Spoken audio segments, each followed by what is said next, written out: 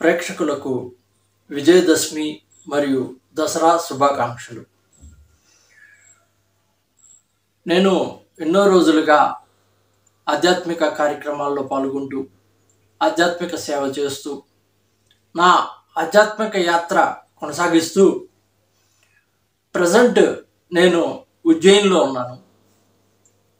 ఇక్కడ నా సాధన కొనసాగించుకుంటూ అనేక సేవా కార్యక్రమాల్లో పాల్గొంటూ ఈరోజు విజయదశమి సందర్భంగా ఆ మహాకాళేశ్వరుణ్ణి దర్శించుకొని ఉదయాన్నే భస్మారతి అటెండ్ అయ్యి ఇప్పుడు మీ ముందుకు ఈ విధంగా వీడియో చేస్తున్నాను. నేను నా ఆధ్యాత్మిక యాత్రలో భాగంగా ఈ మహాలయ పక్షాల నుండి ప్రారంభించుకొని పుణ్యక్షేత్రాలైనటువంటి మథుర, బృందావనం, పుష్కర్, ఉజ్జయిన్, ఓంకారేశ్వర్ తీర్థాలను దర్శించుకొని ప్రజెంట్ ఉజ్జయిన్లో ఉన్నాను. ఇక్కడ నుండి కూడా ఇప్పుడు నెక్స్ట్ ద్వారకా, సోమనాథ్ పుణ్యక్షేత్రాలను దర్శించుకుని నా ఆధ్యాత్మిక యాత్ర కొనసాగిస్తూ ఉన్నాను. అయితే ఈ సందర్భంగా విజయదశమి సందర్భంగా నేను ఏ ప్లేసెస్ చూశాను, అక్కడ ఉన్నటువంటి మందిరాలు, వాటి విశేషాలు కూడా మీకు ఈ వీడియో ద్వారా అందించబోతున్నాను. ఈ మహాలయ పక్షాల సందర్భంగా ఆయా పుణ్యక్షేత్రాల్లో దర్శించుకుంటూ అక్కడ పుణ్య కార్యక్రమాలు చేస్తూ అటు పితృపక్షాలు కానీ ఇవన్నీ కూడా నేను కంప్లీట్ చేసుకుంటూ నా ఆధ్యాత్మిక యాత్రను నేను కొనసాగిస్తూ ఉన్నాను. సో ఈ సందర్భంగా మీకు నా యాత్రా విశేషాలను అందించబోతున్నాను. ఓం శ్రీ గురుభ్యో నమః. నా యాత్రలో భాగంగా మొదట సెప్టెంబర్ 14న బృందావనం చేరుకోవటం జరిగింది. బృందావనంలో మొదటిగా శ్రీకృష్ణుడిని దర్శించుకొని అక్కడ ఉన్నటువంటి బాకే బిహారీ మందిరంలో శ్రీకృష్ణుడిని దర్శించుకొని ఇక్కడ మీరు చూడవచ్చు అద్భుతమైనటువంటి శ్రీకృష్ణుడు గోవర్ధన పర్వతమును ఎత్తుతున్నటువంటి దృశ్యాలను వాళ్ళు చక్కగా శిల్పాల రూపంలో వాళ్ళు చెక్కి ఇక్కడ ఉంచడం అనేది జరిగిందనమాట.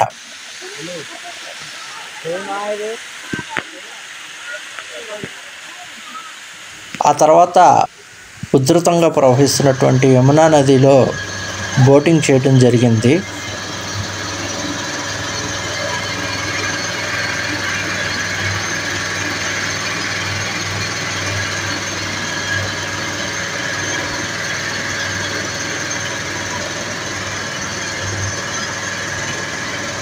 ఆ తర్వాత శ్రీకృష్ణ జన్మభూమి అయినటువంటి మందిరాన్ని దర్శించుకొని అక్కడ నుండి ప్రేమ మందిరాన్ని దర్శించుకోవడం జరిగిందనమాట.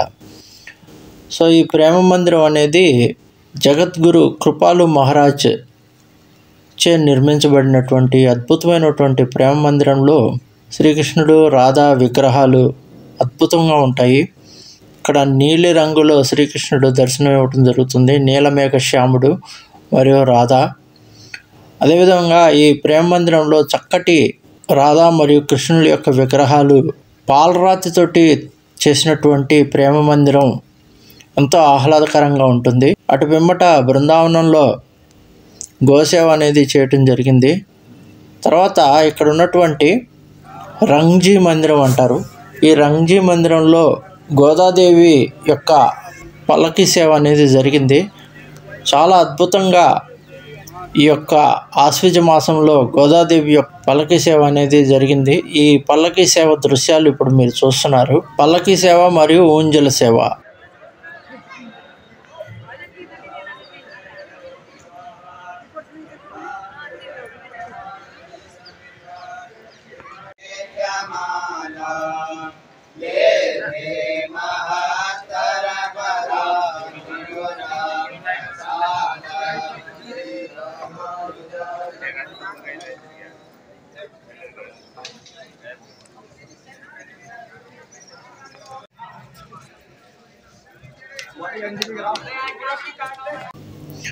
ఆ తర్వాత అక్కడ బృందావనం నుండి కూడా పుష్కర్, రాజస్థాన్లో ఉన్నటువంటి పుష్కర్ పుణ్యక్షేత్రానికి వెళ్ళటం జరిగింది. ఈ యొక్క పుష్కర్లో ఈ అద్భుతమైనటువంటి అతి పవిత్రమైనటువంటి ఈ కోనేరు, ఈ కోనేట్లో ఎవరైతే స్నానం చేస్తారో వారికి సర్వ పాపాలు కూడా తొలగుతాయి. మహాలయ పక్షాలు అవటంతో ఇక్కడ పితృకర్మలు కూడా నిర్వహించడం అనేది జరిగింది. సో ఈ విధంగా పుష్కర్ పుణ్యక్షేత్రంలో బ్రహ్మదేవుడు తొలుత అడుగుపెట్టినటువంటి ఈ పుష్కర పుణ్యక్షేత్రంలో ఈ సృష్టి కార్యాన్ని చేయుట కొరకు బ్రహ్మదేవుడు మరియు గాయత్రీమాత యొక్క ఆలయాలు ఇక్కడ ఉండటం జరుగుతుంది. ప్రపంచంలో బ్రహ్మదేవుని ఆలయాలు కేవలం ఒకచోటే ఉంటుంది, అదే పుష్కర పుణ్యక్షేత్రం.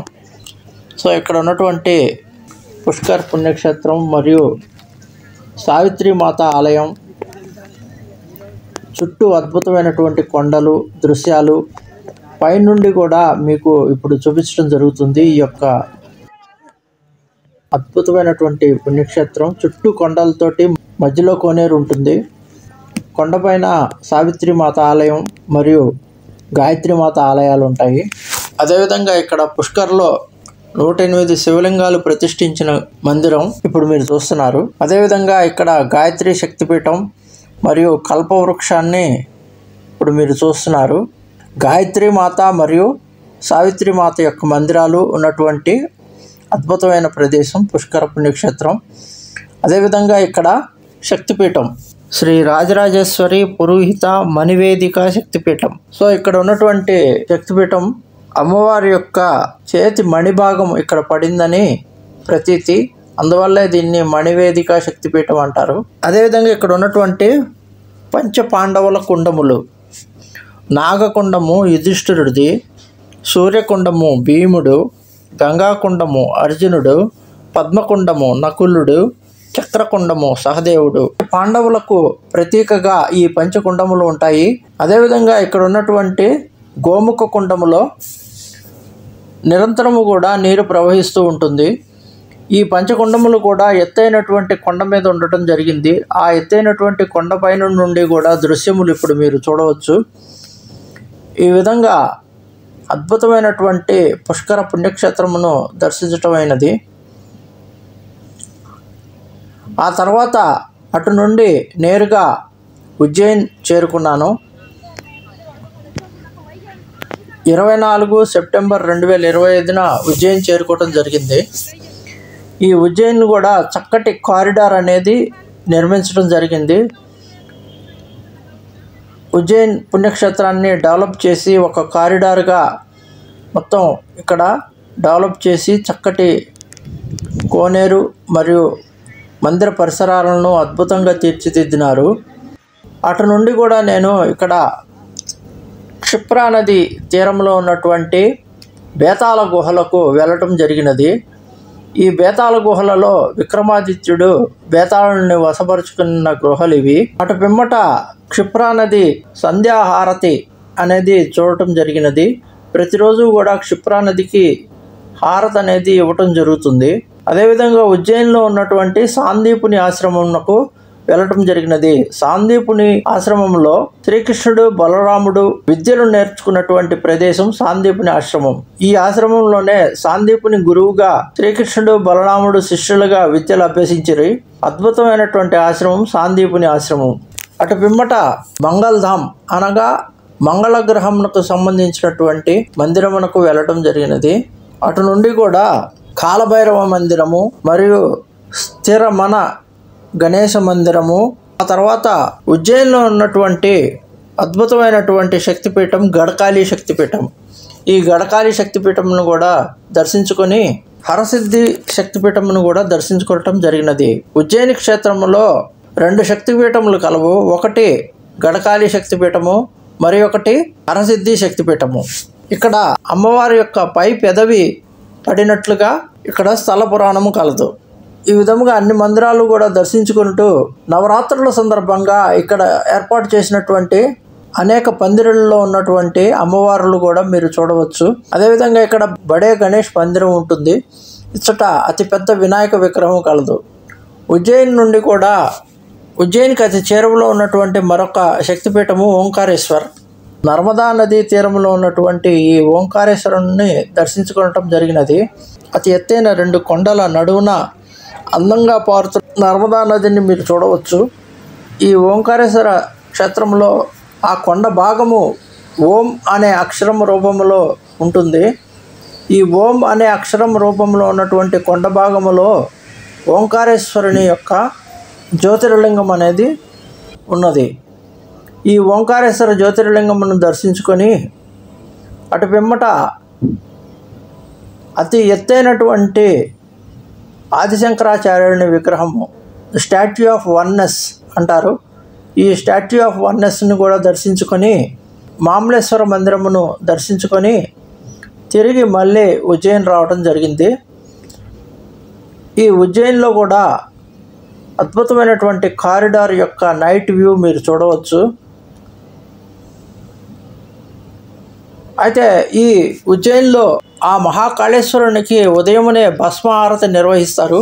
భస్మారతి యొక్క దర్శనమునకు ముందు రోజు నుండి కూడా రాత్రి క్యూలో నిలబడి టోకెన్ తీసుకోవాల్సి ఉంటుంది. సో ఈ సందర్భంగా నేను ఆ ముందు రోజు రాత్రి ఈ విధంగా క్యూ లైన్లో నిలబడి భస్మారతికి టోకెన్ తీసుకొని భస్మ ఆరతి దర్శించుకున్నాను. ఆ తర్వాత ఇక్కడ అద్భుతమైనటువంటి రుద్రాక్షలు మనకి లభిస్తూ ఉంటాయి. ఈ రుద్రాక్షలు ఆ రుద్రాక్షల చెట్టు నుండి కూడా మనకి ఈ విధంగా ఒక కొమ్మని ఆ రుద్రాక్ష చెట్టు నుండి విరిచినటువంటి ఒక కొమ్మని మీరు చూడవచ్చు. ఈ కొమ్మకి ఇప్పటికీ రుద్రాక్షలు ఈ విధంగానే వేలాడుతూ ఉన్నాయి. ఈ విధంగా ఉజ్జయిని యొక్క మహాకాళేశ్వరుని దర్శించుకుంటూ ప్రజెంట్ ఉజ్జయినిలో ఉన్నాను. నా యొక్క మరిన్ని యాత్రా విశేషాలను మీకు తదుపరి వీడియోలో అందిస్తాను. ఓం శ్రీ గురుభ్యో నమః.